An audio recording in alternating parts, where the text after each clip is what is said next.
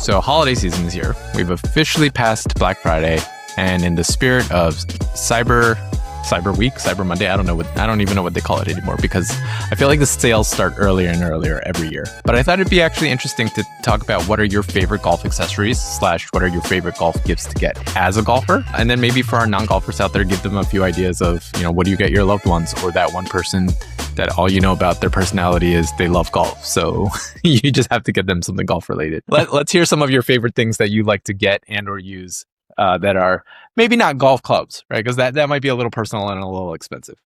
My love language is gifts. So I love to give as well as receive gifts.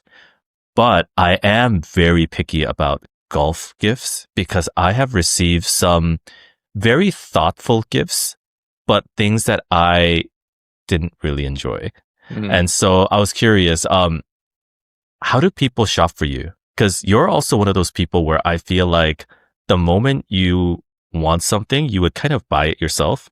And so it's very difficult. There's a few times where I tried to think of a gift for you. And I was like, oh, this would be a great gift, but he already has it. This would be a great gift, but he already has it. Yeah. And so I think I ended up just getting you like a Nike, like golf polo. Yeah. My family gets really annoyed at me every year. So now they just have resorted to sponsoring myself gifts. So I'll get myself something nice, and then they'll just chip in and contribute to it, which I appreciate because, to your point, I was going to get it anyway. And this lets me get something a little bit bigger without feeling bad asking for things. Like for my last birthday, I got the net return net and a fiber built hitting mat, which, obviously, both very top of the line products. And my family was just like, cool, here's some cash. Happy birthday. there you go. Are you a one big gift person or multiple medium and small size gift person? Like volume matter more or quality matter more? Oh, I lean towards quality, but I think it's what you said. It's like, if I really want it, like the price point almost doesn't matter and the amount doesn't really matter, right? It's like, if it's a thing that I wanted, that's really what matters to me more than anything. It could be like a $10 thing, but it's a thing that I really wanted. And I appreciate that as much as like $1,000 thing that I was just like, oh, maybe, that's nice. Like, cool. I appreciate it. But yeah. Well, let's get started with the stocking stuffers first. Yeah. Right? So under $50. Under $50. I have a few. So I kind of had this list on Amazon ready because my brother is also really into golf. And obviously I have a lot of golf friends. So I have a list of products that I will just go to, and they're all under $50. The first product that I have, it's on Amazon, and it's actually a magnetic golf cart sleeve. When we ride, a lot of those belts will dig into your bag. And I have a Nike hybrid stand bag, and there is a wear mark from the belt of the cart itself.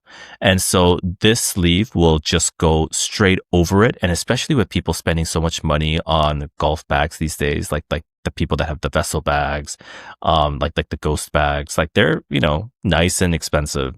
I think it's definitely worth having a cart sleeve. And these are, right now it's on sale for $25. There's a few magnets on there. Honestly, I don't use it, but it's kind of like this just, nice neoprene, lightweight sleeve that you put over it so it doesn't damage your bag. So that would be my first recommendation for a stocking stuffer. No, I like that. And you got me one, which I use every time we ride. Yeah. And it's nice. It has definitely saved my bag a little bit more. Yeah. You don't use the magnet, right? No, I used it like the first maybe 1 or 2 times because I have the ghost towel with the magnet on it. That's also embroidered with your face. To our listeners, there's a much longer story behind that.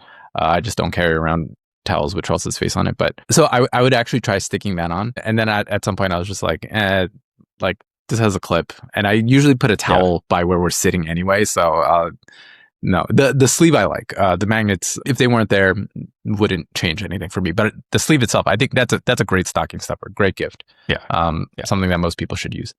My one is actually and this is a very specific brand, not sponsored, the Groove It golf brush. So Yes. it's around $25. I think you can get the big one. I will say for the last 15 years, I've always had one of the brushes that has water in it. And the other one that I had was like Caddy Splash or something like that. It's like the more you look into it, it's like there's probably one manufacturer, somewhere international, and all of these companies are just like rebranding and buying that one. I would go through one like every year or two because it would get clogged or something, an O-ring would fall out, and they were cheaper, so it wasn't that big of a deal. But the Groove It one, I really like. Like I like how much it sprays the water. And I feel like it gets the club very clean, and it holds a lot of water. Like I'll probably actually go like 2 rounds between filling it. That one I think is one that I would miss if it wasn't on my bag. Yeah, that was actually on top of my list, but I specifically left it because I knew it would be your first. And also you're the one that introduced me to it. And so I was like, I'm gonna let Roy have that one. But I absolutely agree. I also got that from my brother and a few other people, and they love it. Also, it's the brush that I think works best with TRAQ. And so when you are brushing TRAQ off the mats, and if you really need to, you can squirt a little bit of water on there. It's the brush that I use all the time for TRAQ, and it works better than the other ones. The brush itself is also a lot wider. And so I think it's great. And I've had mine for now 2 years. And obviously I haven't played as much this last year, but the brush is still, very strong. It's sturdy. Now, the one thing about them is I have returned 2. So the first 2 that I received leaked.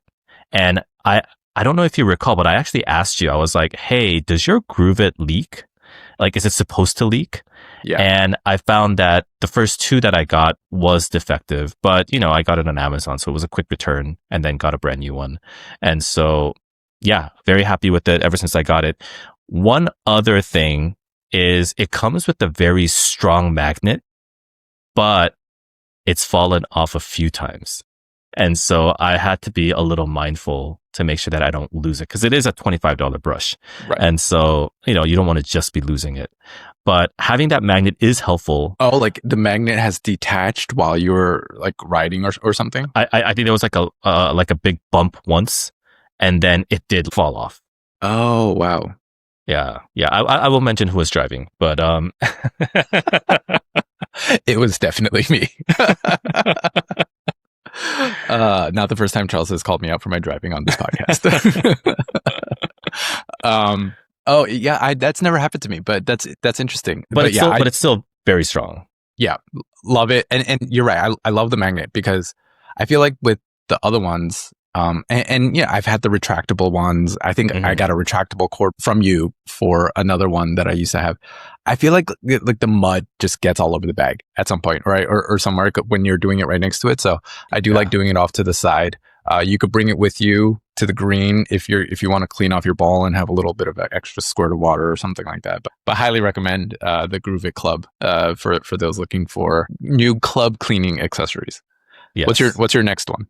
So the next one that I have, I would have never used it before the pandemic. But after the pandemic, I've been finding a lot of golf courses, both here in Southern California and also like in Arizona. None of the courses have a ball cleaner on every tee box.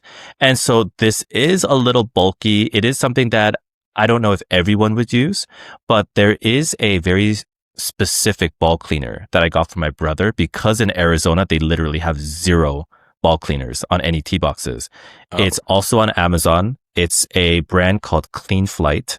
And as long as you don't mind a gray or a blue color, it's $29.99. If you want the black one, it's $38. But I used it the last time I went over to Arizona, and it feels very sturdy and it cleans the ball really well. And my brother loves it. And so that's another one where if you are in an area where your golf courses don't have ball cleaners in the tee boxes, this is a very particular one that I wanted to recommend. There's a few others that I have looked at, but there's always something wrong with like the quality. The brush inside is not as sturdy, or it starts leaking water. And so my brother's been using this for about a year and a half, 2 years now, and he said that it's still working great. Another product where if you are in an area without ball cleaners, I think it's highly recommended. Oh, interesting. I feel like we have a theme here because I also had one for ball cleaning specifically, Hmm. but it was not a brush. I never thought to actually use one of those. They always felt a little bulky to me. You don't Yeah. find it like too big or too hard to just carry around with you all the time? So my brother puts it in the big pocket and then he will take it out and just put it on his cup holder. Oh, okay. Okay. Yeah. So there is an attachment to attach it to the bag, but that I feel like is too bulky. Ah, interesting. Okay. So continuing on with this theme, actually, for cleaning your ball, less tech focused, but something that I actually liked when I was playing on the East Coast, just because I felt like we had a lot more like muddy, sometimes quasi muddy, or we would actually straight up be playing in the rain a lot of the times. My buddy would always carry around the amphibian golf towels, like the Frogger, right? Where it's Uh-huh. like one side is a towel, the other side kind of like keeps the water, but there's a separation so that one side is always dry. And then they have a little version that's pretty much just for your ball, right? So the Mm. problem is it does get dry at some point, especially if you're playing in the middle of summer and it's hot outside. But, if the golf courses have, water fountains or something that, it looks a little too sketch to drink out of, but, wetting a towel is not a big deal. At least the golf courses we play, like I would never actually drink out of those. Yeah. You just wet it again. But I liked it because it was small. It does leak or drip a little bit, sometimes, but you just clip that onto your bag and then you have something that'll clean your ball. Having a more dedicated towel for that, so that you're also not messing up, like, your other maybe nicer towel, seems nice. Yeah. Talking about Gulf water, there was a study done, I think it was earlier this year, that said that the pesticide contamination seeps into Gulf local groundwater, and that leads to an increase in Parkinson's disease. And so because of that, I don't drink any water from the golf course because a lot of courses will like leave out a big water jug. Um, I don't drink any water from the golf course because of that. Yeah, no, as a general rule, I do not drink water that I either did not bring myself or like I directly know the source, right? Like Yeah. if there's some intermediary that I don't know about, like I don't drink it. Even if it's from like a nice establishment, I will not drink it. So, oh God, I didn't know about that, but that's good to know. Yeah. Okay, what else you got? Before the best stocking stuff for under $50 used to be a dozen golf balls. I used to love getting them, but I realized it's not under $50 anymore, especially for the Pro Vs. They're like $55. So I can't use that anymore. But No. in the past, I loved it when people just got me golf balls, especially the Pro Vs, because I have a tendency to buy them used. I buy mint condition ones that I'll use most of the time. I have about 3-4 dozen boxes just lying around in the house, which I'll use for special occasions or if I know my game is, I'm on top of my game. But generally when I haven't practiced, which is a lot these days, I'll just use these used balls. So I love getting them, but unfortunately that can't be on the list anymore.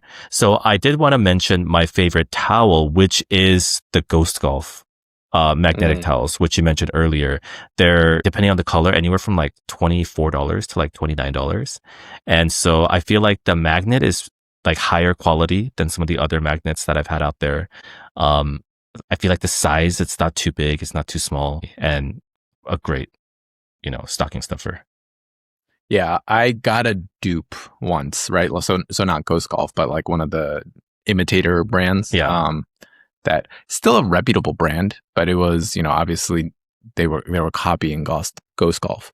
And yeah, something about it, like it's just in my closet now. The magnet wasn't as good, the fibers or something. I don't even know what it was, but now I just use the Ghost Golf towel that I have. Okay, so going away from the cleaning theme, one thing that I like, there's no brand, but there's like a newer line of golf tripods or monopods, I think, right? Where they come with either like a stake at the bottom. So if you're playing on grass or if you're bringing it out on the field, you could just stick it in the ground, or they come with like, very small tripod. And then they have the magnetic or the MagSafe clip, right? So it's not like a tension clip or anything like that. I'm a big proponent of filming your own swing. I think you should do it. as much as you can without slowing down the game. And, don't be that guy that like walks across the green like 7 times because you're trying to set the camera up in different places before you take a shot. But, if you can very quickly set something up, film your swing, and then move on and just bring this thing with you, or even at the range, just set it up behind you, right? So I think that's a great idea. And I think you can get a decent one off of Amazon, a decent tripod off of Amazon for like $30 or $40. So that's definitely a big one for those that are a little bit more, range rats or trying to film their game, or even trying to make it on the Instagram or TikTok. So definitely encourage that one.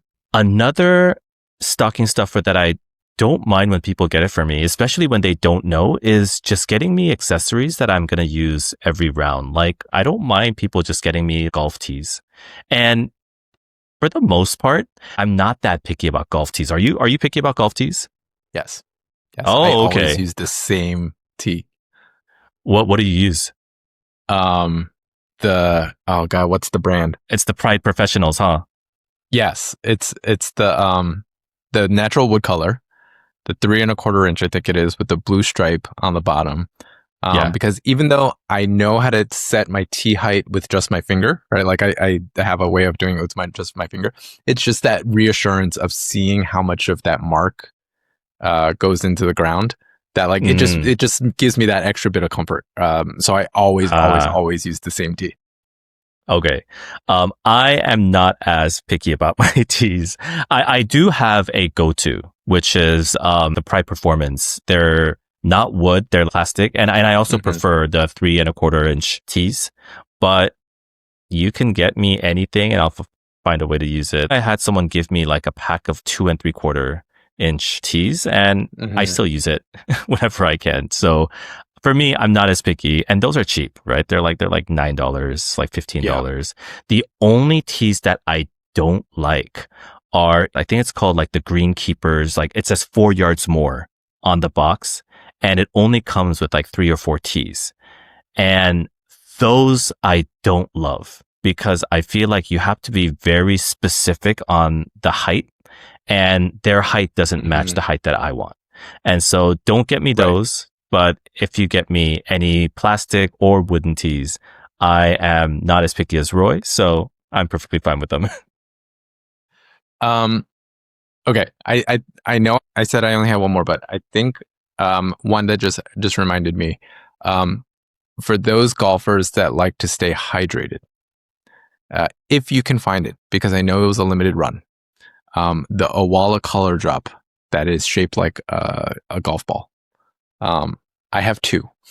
It's just any other water bottle. It has nothing to do with anything other than the fact that it resembles a golf ball. But for some reason, I love it and I needed it and I have it. And so, if you're questioning a gift for a golfer friend or a loved one, and they don't drink enough water, definitely something to consider there as well. For me, just going down that like accessory line of things that I always use, I'm always happy to receive golf gloves. And if you get me something not so nice, I'll just use it at the range. And so it doesn't really matter at the end of the day. I do have my preferred gloves, but yeah, I'm again not that picky. For the longest time, I've used Srixon's gloves.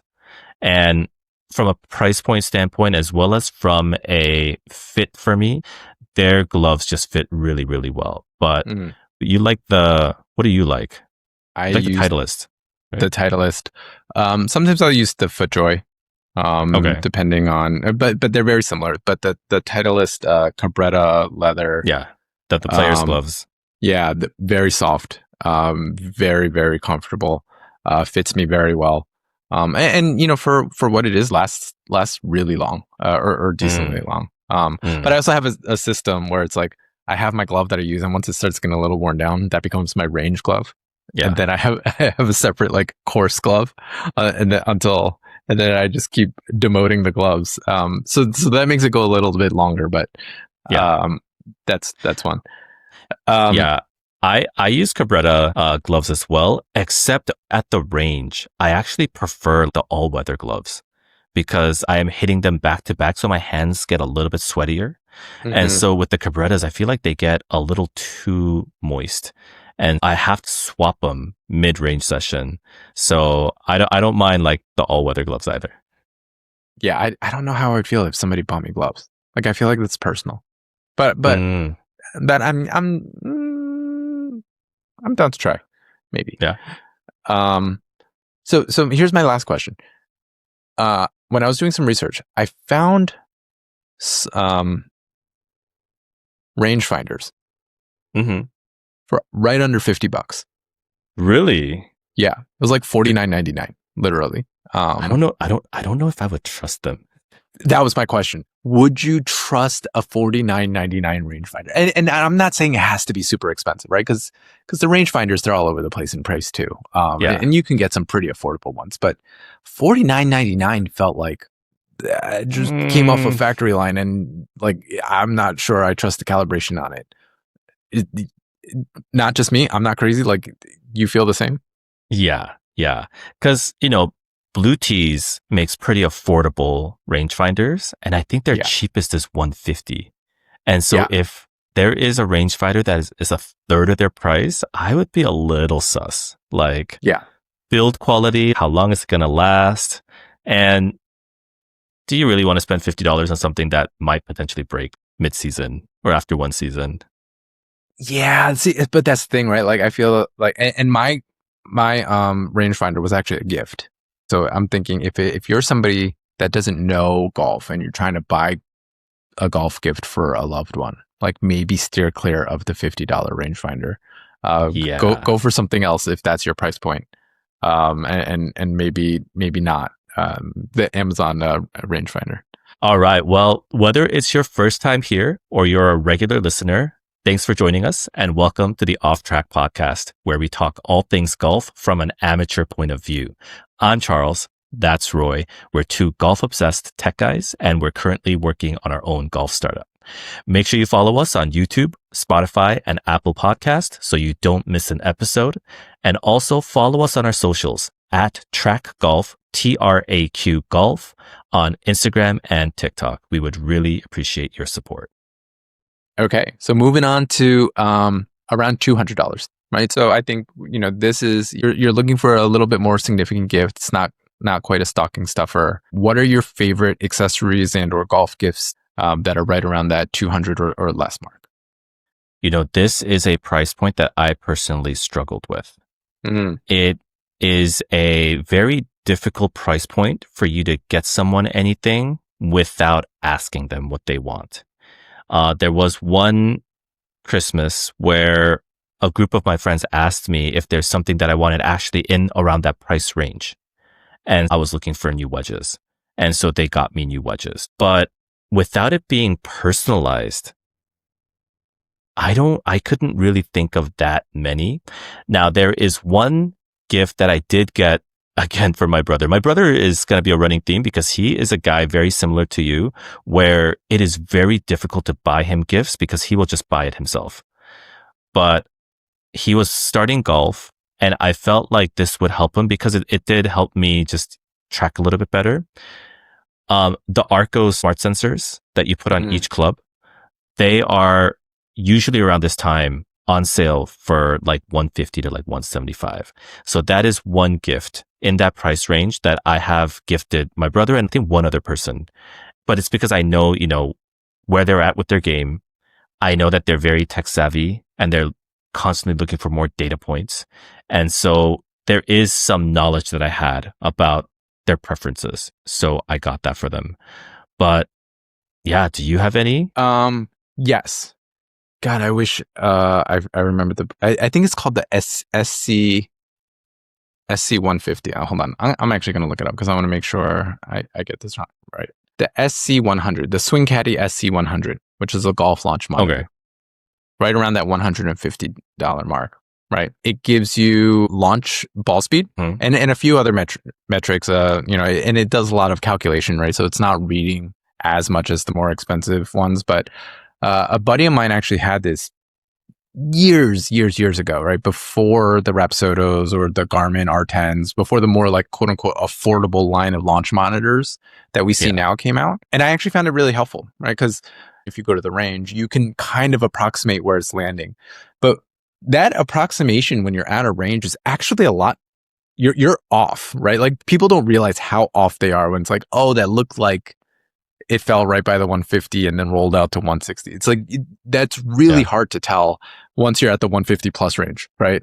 Where, I thought I was striping my 7-iron like 185 all the time. And I used my buddy's thing and it was like all over the place. Like the variance was so big. So I think for, short of getting the R10 or the MLM2 Pro or, one of the slightly more expensive, more than the $200 price point monitors, I think that is a solid choice for entry level. Like you just want to understand a little bit more about what's going on with your swing and you like the data and you want to know about your consistency. And, for most people, buying a $5,000 launch monitor is definitely out of the question for most people. And even the $600-$700 ones, that's what I have. Yeah. It's not something that everybody's going to go pick up, and you really have to use it a lot to justify having it, right? Yeah. And like I just played a random 9 holes with my brother-in-law the other day, and so it's like things like that make it worth it for me. But I don't know that most people are going to get the use out of it. Versus, this isn't going to break the bank. Right. For me, under $200, I really like the speed sticks, the training aid that I use for speed training. I feel like it's really helpful not only just for speed training, but also just for overall tempo. Plus, it's one of those things that you could just do in your garage or you can do in your backyard where you are doing your golf motion and slowly getting better, even if you're not hitting a ball. And so I wouldn't add that many swing trainers or any sort of like training aid to this list. But if there was one that I would recommend the speed sticks. They're usually $200, but again, around this time with the sales, it's around like $150, $160. So that's another product where I would have been happy to receive it as a gift. God, what is the name of the one that I have that I broke? The One Trainer? The One Trainer. How much is that? Right now, it should be under $200. Let me check. $189.99. So I'm gonna echo yours because I do like your speed sticks. Because I tried them. I thought they were really good. I think the One Trainer maybe not as specific for speed, right? Because this is both speed and where to release and things like that, and it comes with the variation. I actually used it a lot for warming up, right? So less like the training for speed versus just warming up your body and your swing and having something weighted to do that. And for the story that most people wouldn't know is I had a newborn. This was my first round out, and he was a few months old at this point, but I was definitely still sleep deprived and delirious. And Charles and I were warming up, and I was standing next to a metal fence and didn't realize it. And I swung it, and it hit the fence, and it like broke and bent. And I told myself I was going to fix it, but it's been sitting in my closet for like over a year. But yeah, I'll get to it at some point. But if anybody from One Club Trainer is listening and wants to send me a new one, please gladly accept it. That was also like a 6 a.m. tea time where it was still kind of like dark. And so, but I remember when that happened and I was like, oh, like, is that okay? And it was just like completely bent. Yeah. Oh, man. Yeah, I'm still sad about it, but it's okay. I got a lot of use out of it while I had it. How do you feel about golf clothes? I know you have gifted and you receive. Yeah. But if somebody bought you like generic golf clothes, because that's right, like no matter what it is, right? Like a polo may be a little bit cheaper, but like shoes, any kind of pants or a weather jacket, or even the nicer hats, right? Like a melon hat. Like they all get pretty pricey really quick. Are you okay with receiving that for holidays? So they're very much hit or miss. So I don't mind receiving them, but there are gifts in my closet that I've received for Christmas that I've never worn because it's not my style. It's not my color. The size is the only thing they got right. And I feel like because it was a gift from someone, I feel bad about just getting rid of it. So it's just sitting in my closet and I'll never wear it. if you're gonna get clothes, you should ask or at least know the person well enough that you know what they wear to the course. Like when I want to get something for you, Roy, I just have to stick to something Nike, and it has to be something that is a little bit more premium Nike shirt, not just their generic golf clothes. And so like I know your style. I know like generally the look that you like to look. So yeah, I feel like I can buy you clothes. But if it was someone that I just golf with here and there, it'd be really tough. It's so funny because one year, a group of friends asked my wife what golf clothes I like to wear, and she gave them the wrong answer. And so they got the colors right, but it was like a brand as well as a style that I don't typically wear. And I've worn it a few times just because my friends got it for me. But yeah, I think I could count with like one hand how many times I've worn them. And so what's the brand? It was Under Armour. And you know, me at the time, like me being, you know, very like fit and former football player, they thought Under Armour was a brand that I really would like. But for golf gear, it's so funny because Under Armour is a little boring. Like for me, like I feel older when I wear some Under Armour gear, and the gear they got me made me feel older. And so because of that, I didn't want to wear it. Yeah, that's fair. I went through an Under Armour phase. This also coincided with when Prime Jordan. So just when it was Prime Jordan, I actually wore his shoes. I really liked his Under Armour shoes, but not the clothes. I mean those shoes are now like 10 years old. Yeah. I think I gave it to my brother-in-law. And same with shoes. Like shoes are so personal. Also with me, I have slightly wider feet, and so it's not quite wide enough to wear wides, but I can't wear like a lot of like the Adidas. I like them, but they're a little too tight, like width-wise. And so that's another thing that I'm very picky about. I've ended up just going to FootJoys because the FootJoys are a little bit more wider and I feel more stable. Even Nikes, like I love the Nike shoes design-wise, but they're not as comfortable for me because the width I don't get quite perfect.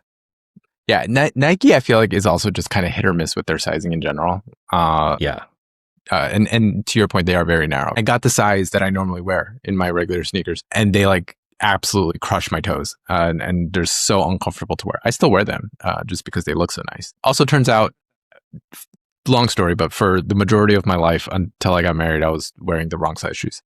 What, really?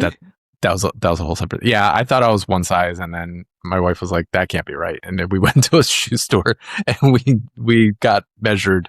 Where I'm like measured my foot, and I've been wearing the wrong shoe size for a really long time.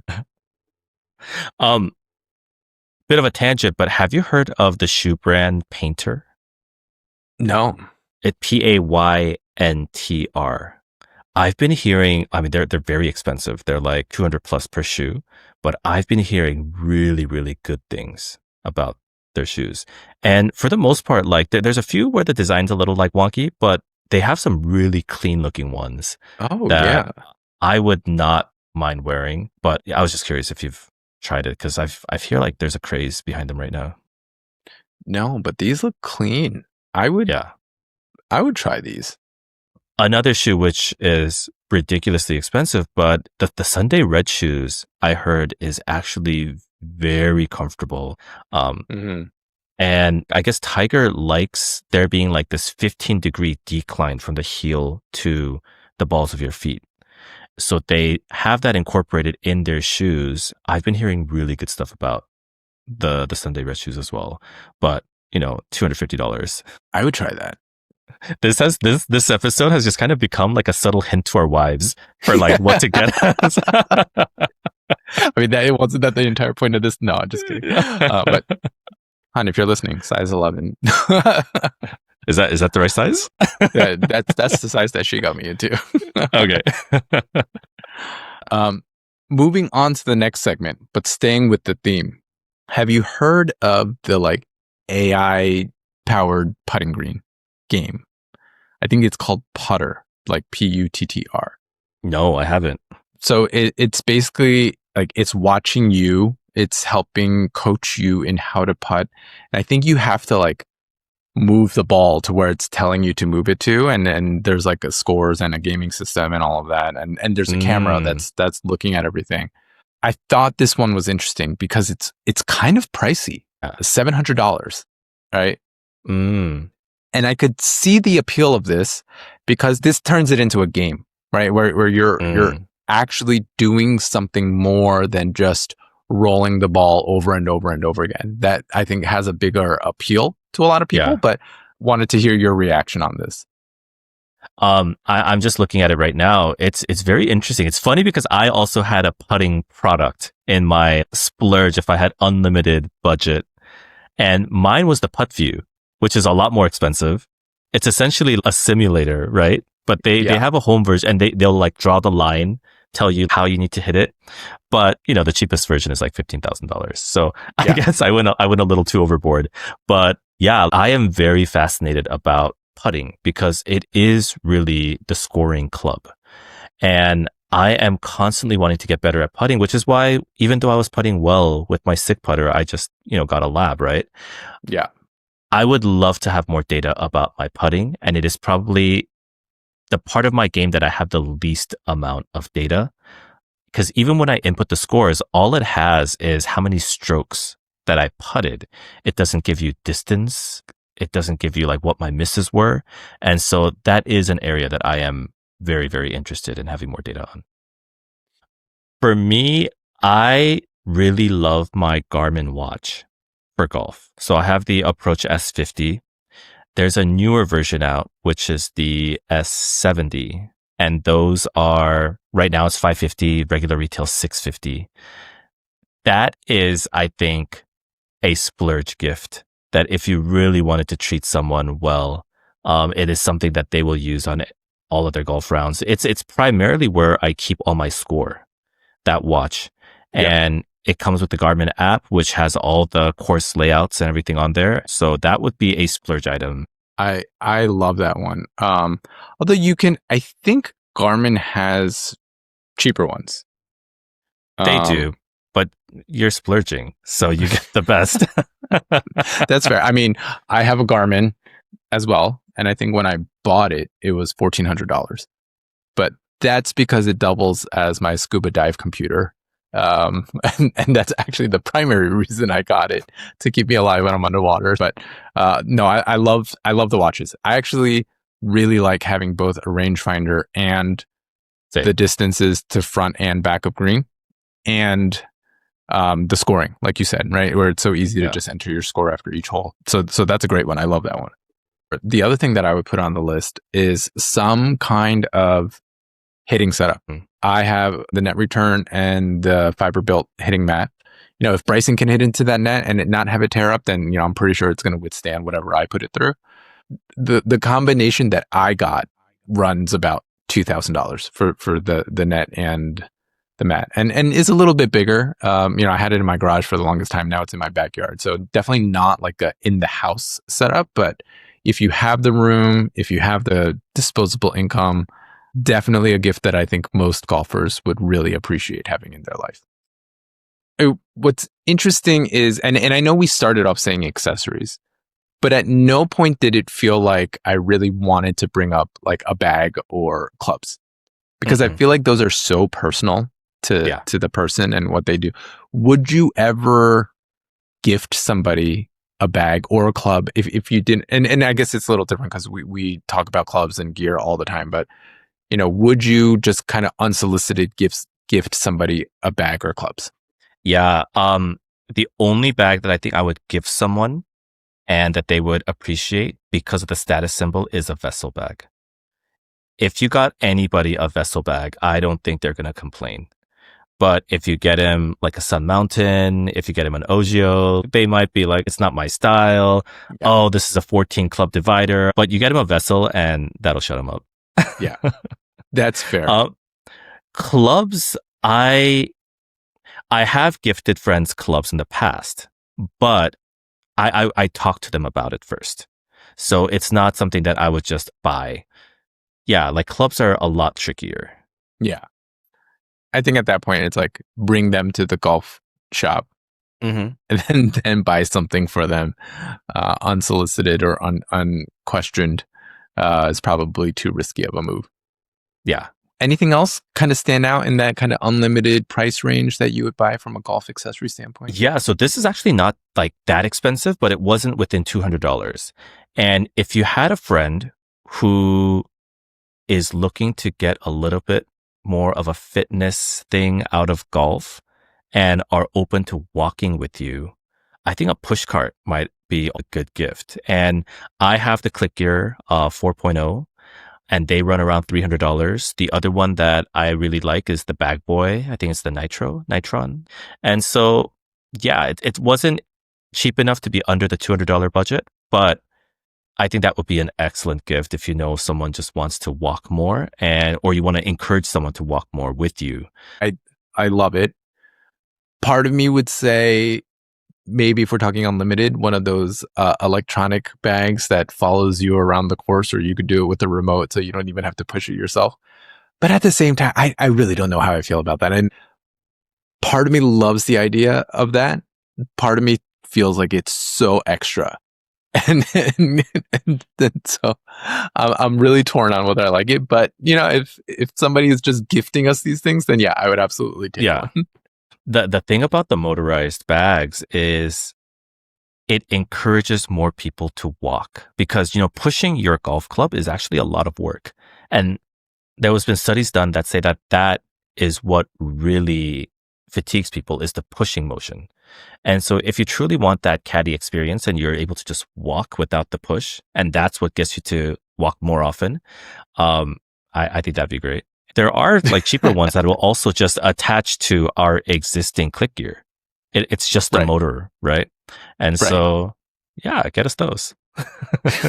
I think for gifting with golfers, when I was doing research, somebody on Reddit said it perfectly.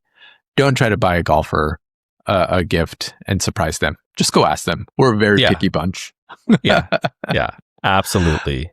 But if you absolutely need to surprise them, I don't think you can go wrong with any of the things we mentioned, depending on your price point. I think most golfers would appreciate it.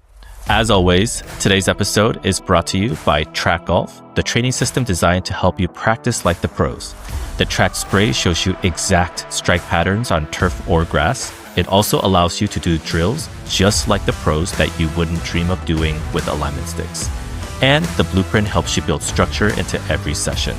Together, they take the guesswork out of practice so you can actually improve faster. Find out more at traqgolf.com. That's TRAQ golf.com.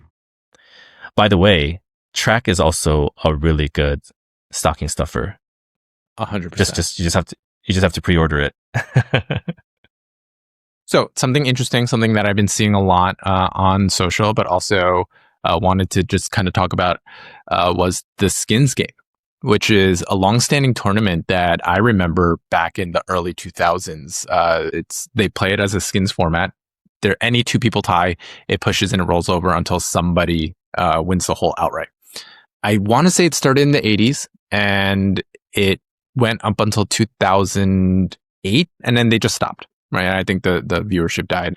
And then they brought it back this year. This one was on Amazon Prime.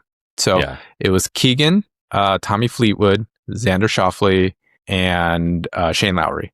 Right. So all interesting names in some way, shape, or form. Right. Whether you like them as golfers or not, all well-known, reputable names from a popularity standpoint. And I think that was always a big part of it too. Like I think Tiger played in it a few times. I know we said we were going to watch it to prep to talk about it because I think it's just interesting, especially when you juxtapose it against the Internet Invitational that just happened. But I wanted to get your read before I say my part because I have very strong opinions about this. I think I also have very strong opinions about it. I have never watched any of the past Skins games. So I got most of my history lesson from actually watching it because I did watch it on Prime. And every time there was a little break, they would go back and talk about the history. And you look at the first ever field in 83, Jack Nicklaus, Arnold Palmer, Gary Player, Tom Watson. I would absolutely watch four legends get in on it. This year's lineup, although they are names that I know, it really didn't get me excited to watch it. And I actually didn't watch it until we decided we were going to talk about it. And so it was, it was homework more than my choice to watch it for fun. And yes, Tiger played 1 year, Phil played 1 year, but it got to the point where they stopped wanting to play. Whether it was because it was a Thanksgiving thing and they just wanted to be with family, or in Tiger's case, I was told that he was getting a lot more money to just do his own stuff. If he was to do a clinic, he would get millions off of that, way more than having to, play a skins game. But yeah, like I preferred watching the Internet Invitational over the skins game. Yeah. Which, and I didn't even love the Internet Invitational, right? Like, yes, I watched a lot of it, but I thought there was a lot of room for improvement. And we talked about that a lot. I thought the skins game was so boring. Yeah. It's like they tried to do a modernized version and they just decided to completely ignore everything that's been working in all of the other formats that have been out there, right? Whether it's the match or the Internet Invitational, they took what I felt like were the most boring parts of golf, like the commentator, the on-field interview or on-course interview, whatever it may be. They felt so forced. Yes. And I don't know if it's because these are tour pros, but they were so polished to the point where you almost felt no personality coming out of any of them, right? Except for maybe Xander, right? I think Xander was goofing off a little bit.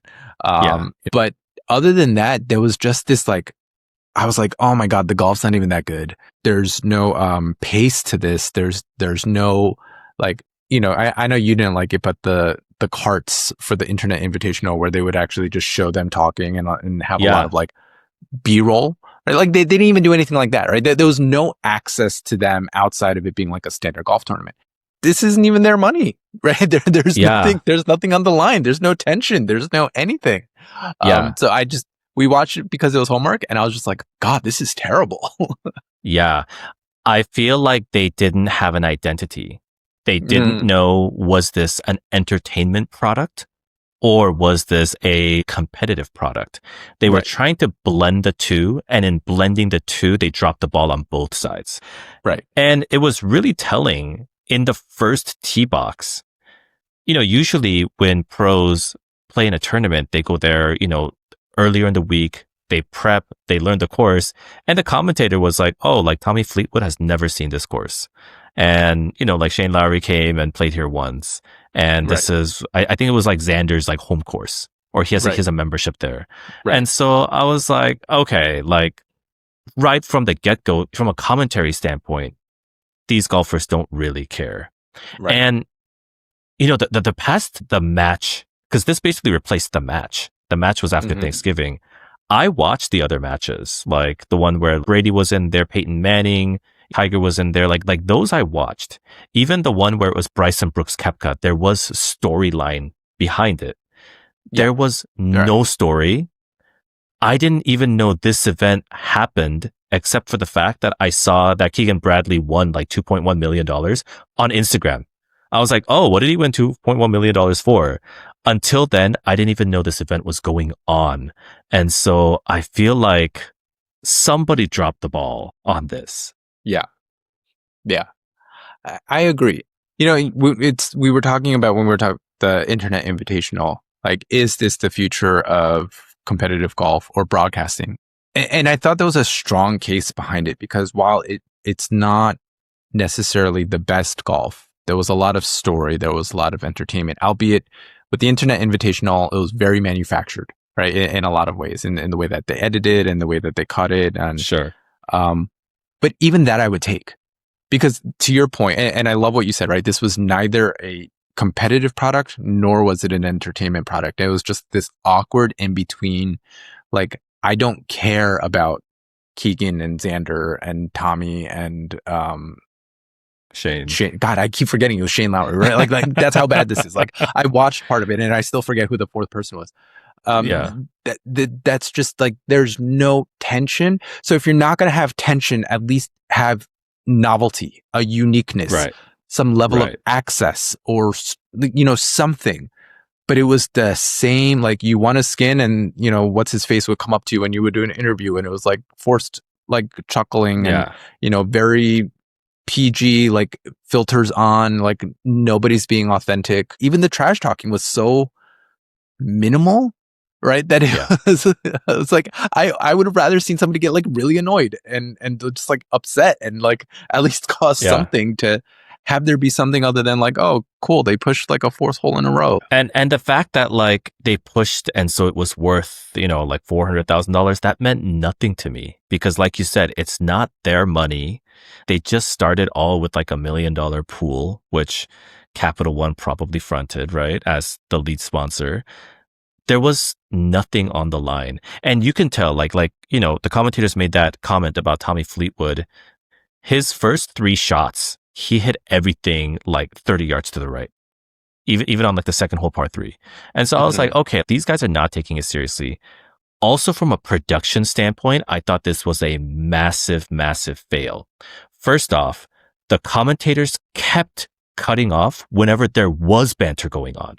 So after the first tee box, they were walking and they were talking to each other. And then the commentators interrupted them and then ended up muting their mic. I'm like, I don't care what the commentators have to say. I want to hear the banter. And they kept doing that over and over again. The other thing was the camera work. They kept missing the ball. Like I watched the first 4 holes nonstop and then I started skipping around. But in the first 4 holes, they missed like 2 or 3 of the shots. The guys at the Internet Invitational were doing a better job of catching where the ball was landing than these professional camera guys. I was so disappointed in the production. Yeah. I think the commentator thing was really maybe what tipped it over the edge for me too. Because for the Internet Invitational, I wanted a host, right? Like I wanted somebody to guide you through the story and the tournament in a lot of ways. But commentators, especially this old school traditional sense of golf commentating, is not it. The world doesn't need Brandel Chambly, right? Like you don't need people who just their entire job is to talk about what might be happening in this player's head or like giving a recap of this person's like journeyman history. Nobody cares. You could have muted the commentators, turned on the players' mics, and I think it would have made for a significantly better story.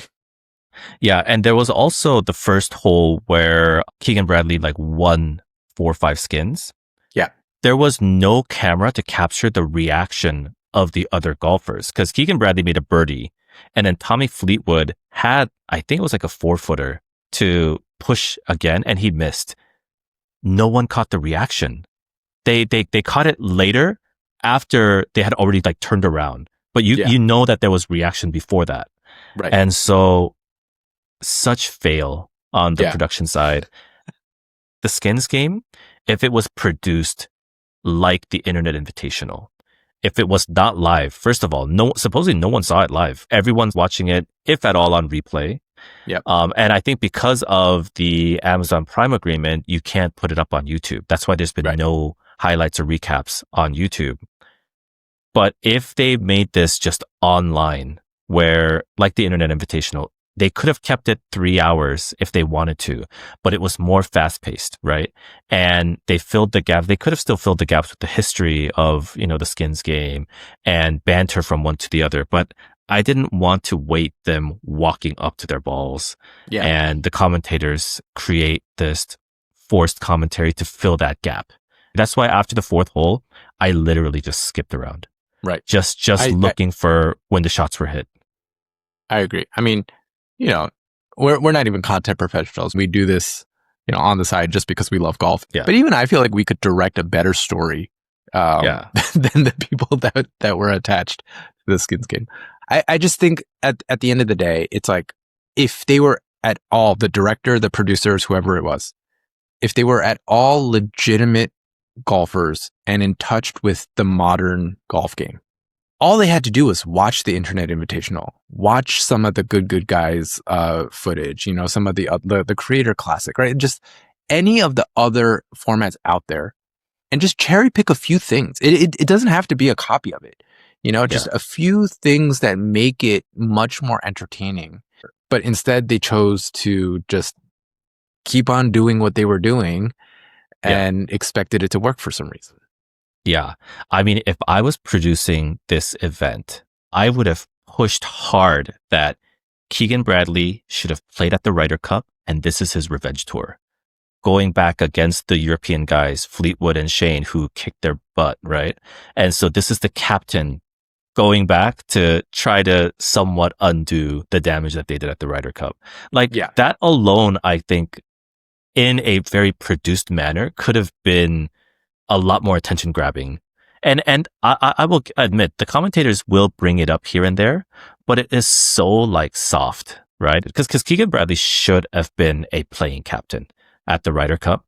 And so this was an amazing opportunity to... Yeah, I agree. I think what you just said, it was so soft, right? Because even Keegan made some comments, right? Shane, I think, made a comment at some point, or Tommy, of like, oh, I've been sticking it to Keegan for, the last few weeks anyway, or I've been ruining Keegan's life for so they teed it up. They teed it up for the producers to just like make this massive story out of it. But oh god, they were too polite. There's too much like fear of rocking the boat, and it's like, no, the boat needs to be rocked. Like, people are jumping out of the boat. It needs to be rocked. I definitely do think that from a professional athlete's standpoint, this is their livelihood. If they say something that is too crossing the line, will that affect their sponsors? Is it going to affect their paycheck in the future, right? And so I could see why the players themselves were a little bit more reserved compared to YouTube content creators. But this is where a good production team is able to create that storyline through storytelling. And if you're going to do something like this, there has to be storytelling. It can't just be a regular golf event. Agreed. 100%. Yeah. Yeah. I think the idea of off-tournament formats as entertainment, I think there's room for it, right? I think people want it, especially in the off season, right? Like there's so much availability of attention, right? And I remember this time every year where I would, they're playing a lot of reruns of tournaments or the majors or whatever. And you're just like, God, like just give me like a new tournament or something to watch. So I think there's room here. It's this whole, like, we have to be polished. We can't disrupt their livelihood. We got to make it worth it for them. We're also not going to get them for a lot of time, right? This is like a 1-day thing, right? Versus the Internet Invitational, I think it took them 4 or 5 days to film everything, right? So it's, that's the other part. I would almost rather they play for something not money, right? Like, I don't know what it would be, but play for something that's a little bit more pride or exemption into something, and I know that's, not really feasible in a lot of ways, but these guys have so much money that playing for a little bit of cash that's not even theirs to begin with, it just adds no tension to the storyline either. Yeah. Well, hopefully they'll do a better job next time. Yeah, major fail. I think it's missed opportunity. Who knows? Maybe they'll come around and do it better next time. But I think if they keep going like this, and just in general, the tours, the big tours, if they keep going down like this, like they're very, very quickly going to start losing their audience to the Internet Invitationals of the world. Yeah. And they've said they're going to be doing more. I think they're trying to do the purse of the next tournament to be $10 million. And they are just stepping up their game. And honestly, it was way more entertaining. So yeah, they're definitely going to figure something out. All right, everyone, that's enough for today. Don't forget to like and subscribe on your favorite podcast platforms, and follow us on your favorite social platforms, Instagram, TikTok, or YouTube at TRAQ Golf, TRAQ Golf. That's enough getting off track. May your mulligans be many and your 3 putts be few.